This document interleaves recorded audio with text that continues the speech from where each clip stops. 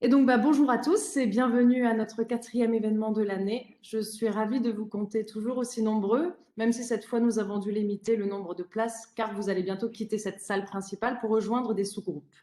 Il y a un certain nombre de nouveaux participants, des non-membres pro RSE qui ont été invités par Anne-Marie Loche que je remercie et que je remercie alors pour leur présence et à qui je me permettrai de présenter brièvement l'association et ses missions.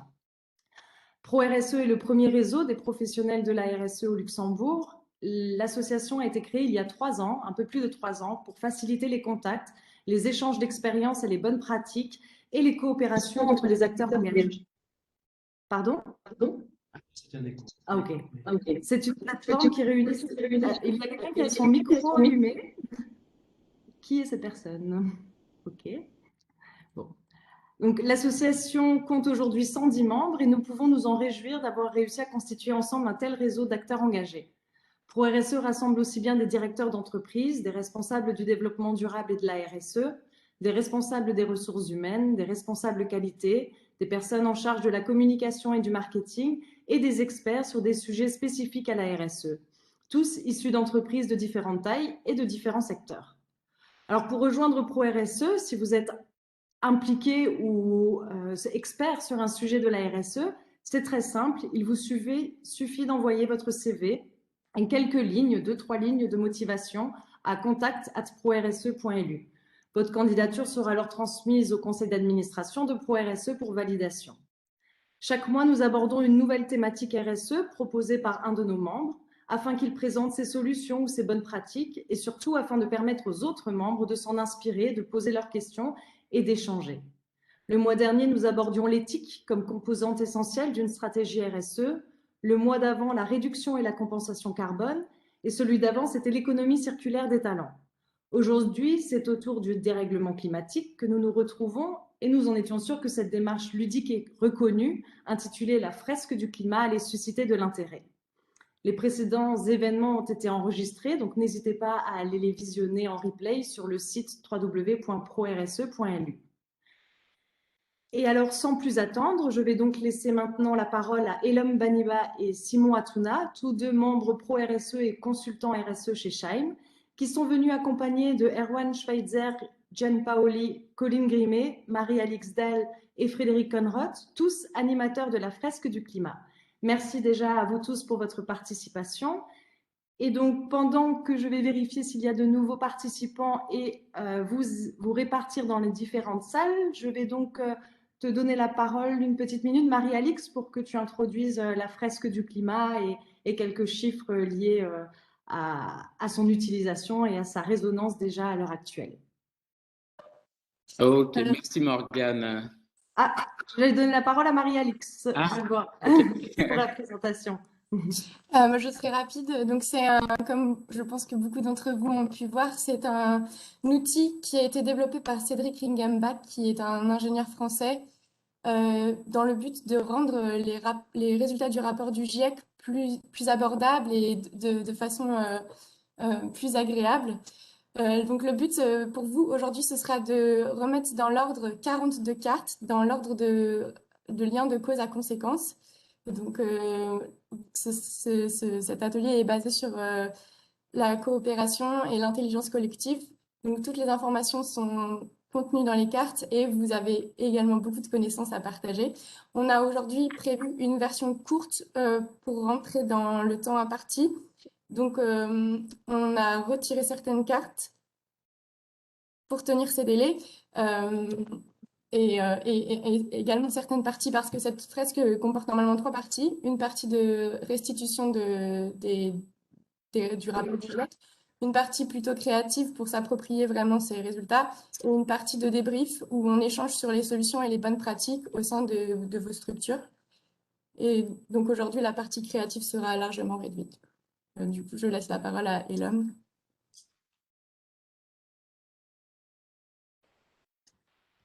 Ok, merci Maria-Alix, merci Morgane.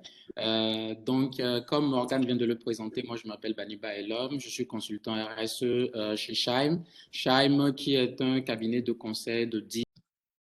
J'espère que vous avez passé un bon moment. En me promenant de salle en salle, j'ai pu entendre un peu vos discussions et interrogations.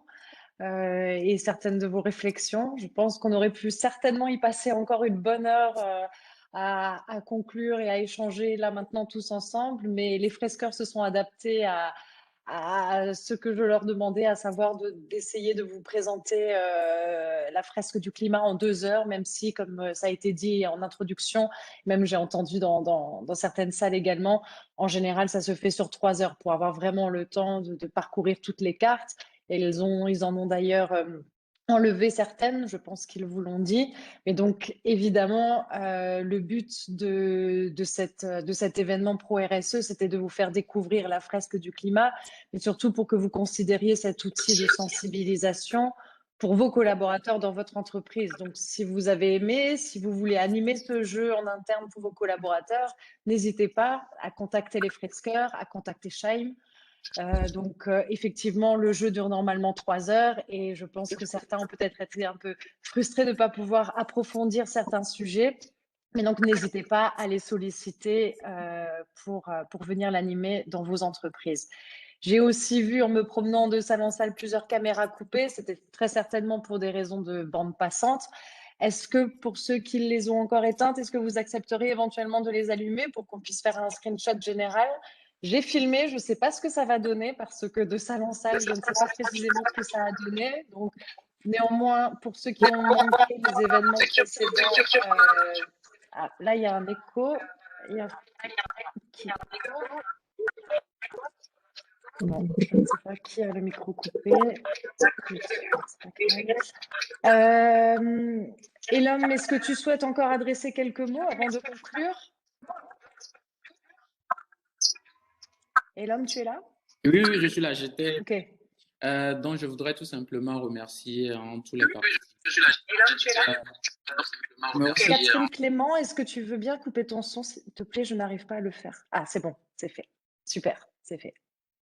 Oui, donc je disais que je voudrais tout simplement remercier ProRSE qui a donné l'opportunité à Chaim de présenter la phase du climat aux différentes personnes qui sont présentes. Remercier également les participants qui ont bloqué du temps dans dans leur emploi du temps pour participer à l'animation. Remercier également les fresqueurs qui sont présents, donc Frédéric, Marie-Alix, Erwan, Colline, l'association des fresqueurs. Donc, merci pour leur soutien aussi. À la fin de l'événement, on enverra un mail récapitulatif aux participants, un mail dans lequel il y aura des informations liées à la fresque du climat, des ressources d'informations et s'il y a besoin, si vous avez besoin d'organiser la fresque du climat dans votre association, dans votre entreprise, c'est un jeu qui peut s'organiser dans le cadre de différents projets. Ça peut être un projet bilan carbone, un projet mobilité, un projet de développement durable. Donc, c'est un jeu qui est très, très cohérent avec ces différents projets. Donc, n'hésitez pas à nous contacter. Donc, merci à tous et bon après-midi. Merci Elom. Et avant de vous quitter, j'aimerais encore laisser la parole à deux étudiantes qui nous ont rejoints. Elles sont toutes les deux en Master 2 à l'ISEC à Metz, Émilie Bouvet et Amélie Kessler. Je leur ai laissé 5 petites minutes maximum pour présenter leur projet de Master de vive voix, donc à vous. Et encore une dernière chose, parce que j'ai conscience que le temps passe et que certains auront des obligations et devront nous quitter. Je vous rappelle donc la date de notre prochain événement Pro RSE qui se tiendra mardi 15 juin de 10h30 à 12h. Et là, nous aborderons l'emploi des salariés neuroatypiques. Donc, ce sont les salariés atteints de TDAH, donc c'est les troubles du déficit de l'attention avec ou sans hyperactivité, les personnes surdouées, dyslexiques ou dyscalculiques. Et au mois de juillet se tiendra notre assemblée générale. Donc, Émilie Bouvet, Émilie Kessler, je vous laisse la parole. Un grand merci encore à vous tous, fresqueurs.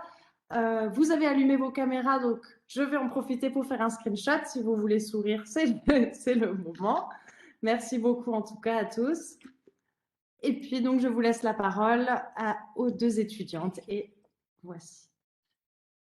Donc bonjour, je voulais d'abord vous remercier pour nous avoir invités, conviés, et puis d'avoir fait cet événement. C'était vraiment très intéressant. Et puis c'est parfait puisque le thème va avec notre projet. Donc c'est plus moi qui vais prendre la parole que Amélie, sauf si elle voudra ajouter des choses. Je vais partager mon écran, comme ça je vais pouvoir vous présenter notre projet. Je ne sais pas si ça va fonctionner.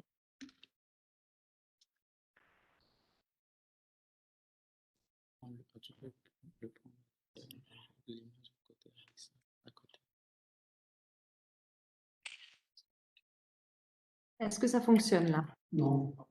Non, vous voyez rien, hein? Je vous ai donné le partage. Ah, c'est bon. Oh, c'est bon? Oui.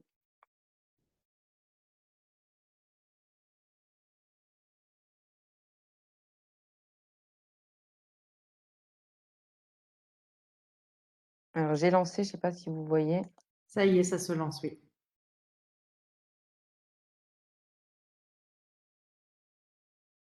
C'est un peu long. Je vais éteindre ma caméra, je pense déjà ça va un peu. Oui, peut-être.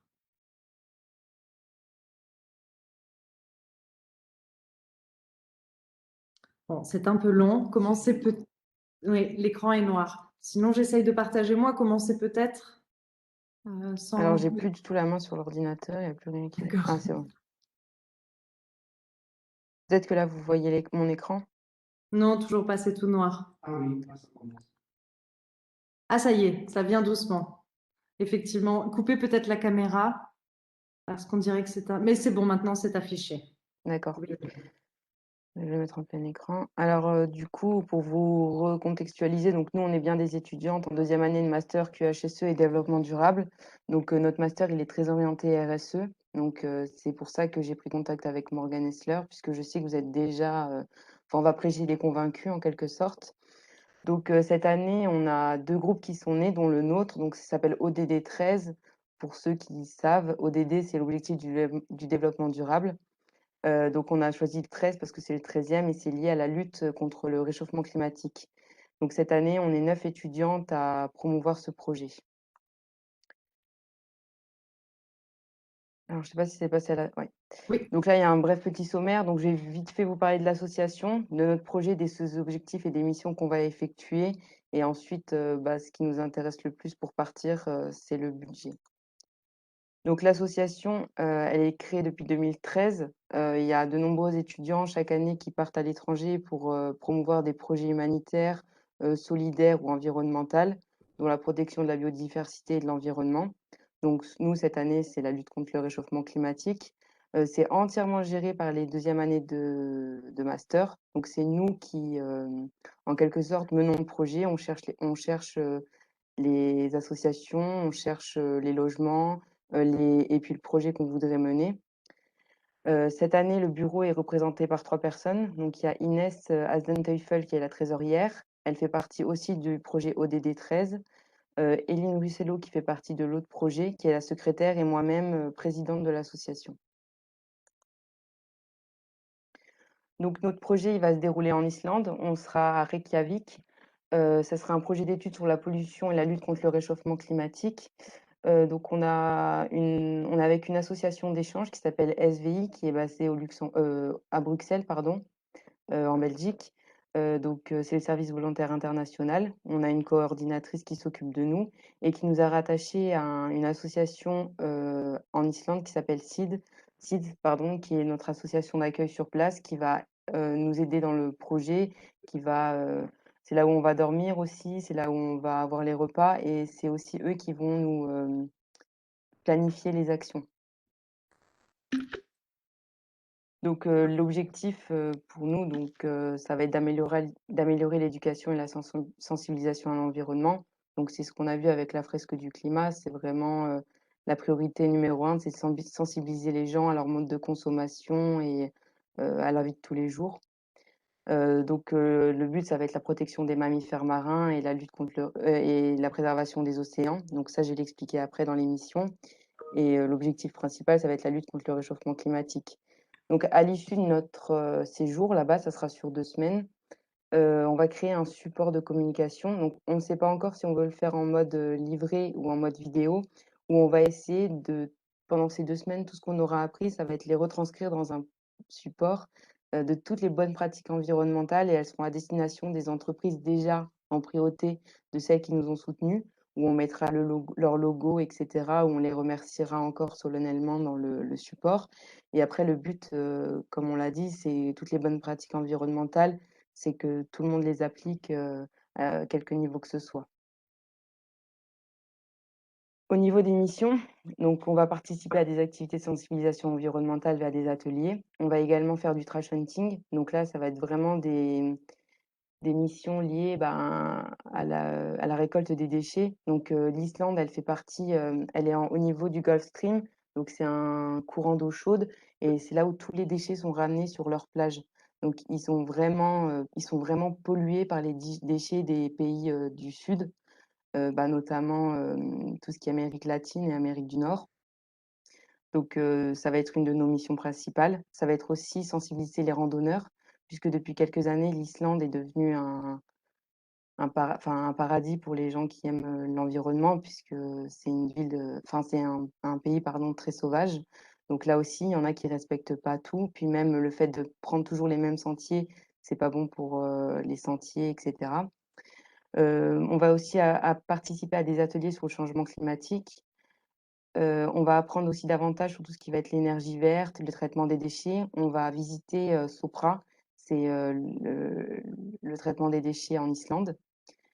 Et on va avoir des partenariats avec des associations locales, notamment sur la préservation des mammifères marins. Et on aimerait notamment aller avec Sea Shepherd. Donc, pour ceux qui connaissent, faire une journée avec Sea Shepherd, c'était une de nos demandes, puisqu'on a des jours un peu off où on choisit nous-mêmes les ateliers. Donc, on avait demandé, je vais vous remettre, d'aller sur le glacier pour faire notre projet d'étude sur le réchauffement climatique et justement montrer tout ce qui est la fonte des glaciers. Et le deuxième jour, c'est avec Sea Shepherd, mais ça, à cause de la crise sanitaire, ils peuvent pas nous c'est dans leur tête, ils savent qu'on veut faire ça, mais ils peuvent pas nous assurer, qu'on pourra faire ces activités-là. Ça sera un peu au jour le jour. Et enfin, donc le budget de notre projet. On a simplifié, donc on a eu des frais de dossier. Il faudra aussi que sur place, on soit logé, nourri et qu'on participe à certaines activités qui seront peut-être payantes, donc notamment celle de Sea Shepherd certainement. Donc on a un coût total de 10 000 € en moyennant. On a déjà récolté plus de 7 000 €. Donc là, actuellement, on chercherait par exemple 6 entreprises qui nous donneraient 500 € et notre budget serait bouclé et on pourrait partir. Les récoltes, on les a eues de différentes façons. Donc alors on avait plein d'événements, sauf que vu la crise sanitaire, tout a été annulé ou tout a été reporté, sauf que nous, notre date deadline, c'était juin 2021, donc c'était pas possible. Donc on s'est un peu, comment dire, on s'est adapté à la situation. Donc on a créé une tombola en ligne où là, on avait plus de 50 lots, on avait récolté plus de 50 lots qui vont de 1 à 150 €. Donc les billets sont encore disponibles si ça vous intéresse. On a également fait notre cagnotte, une cagnotte en ligne où là, c'était mes collègues de travail, par exemple, ont participé à ma cagnotte, ma famille, mes amis. Il faut penser aussi qu'on a aussi récolté des dons et des objets de vêtements pour les vendre. Du coup, c'est que de la seconde main et grâce à ça aussi, on a pu alimenter notre cagnotte et aussi, c'est déductible d'impôts. Et enfin, le sponsoring. Donc, on a certaines entreprises qui nous ont donné de l'argent, qui n'ont pas voulu mettre leur logo, puisque comme elles font partie de grands groupes, il faut des demandes particulières. Donc, actuellement, on n'a pas eu l'autorisation. Mais une des entreprises qui nous a soutenus, c'est l'usine Sovab à Renaud-Batilly, qui est en Meurthe-et-Moselle, dont l'une de nos membres, donc Inès, qui est aussi la trésorière, fait partie. Donc, ils inscrivent, notamment pour ça que je suis là aujourd'hui, c'est pour vous solliciter au niveau du sponsoring, puisque vu votre démarche RSE, il faut aussi penser à votre reporting extra-financier ou votre DPEF, où vous pouvez mentionner votre aide à une association d'étudiantes et environnementale. Et c'est déductible d'impôt. Donc voilà, je voulais aussi excuser les filles qui n'étaient pas présentes, puisque cette semaine, on est en entreprise, donc elles n'ont pas pu se connecter à la présentation. Ok, ben, merci beaucoup Émilie pour cette présentation. Merci à vous. Je vous ai mis un petit lien normalement. Dans le chat directement? Oui, donc c'est un petit Ah, ok. questionnaire, ça prend 1 minute. Si vous n'avez pas trop faim, ça pourrait nous permettre de savoir si notre projet peut vous intéresser et puis juste avoir vos ressentis par rapport à la présentation que j'ai faite. Très bien. Je crois par contre que vous ne l'avez pas mis dans le chat. Alors, je vais regarder. Peut-être refaites-le. Et de toute façon, votre support PowerPoint, vous me l'avez envoyé. Je vais le mettre sur le site de ProRSE. Si parmi vous, vous voulez en parler dans votre entreprise ou à vos collègues, à votre direction, vous pourrez donc retrouver les informations sur le site de ProRSE.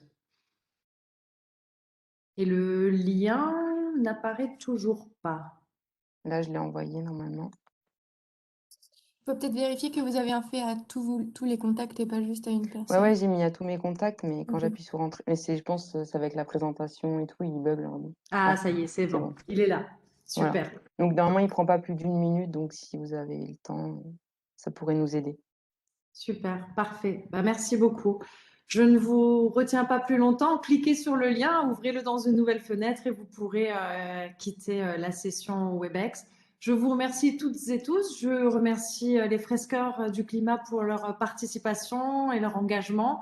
J'espère avoir l'occasion de collaborer avec vous prochainement encore et je vous souhaite évidemment une excellente journée et on se revoit au mois de juin, le 15, sur l'emploi de salariés neuroatypiques. Excellent après-midi.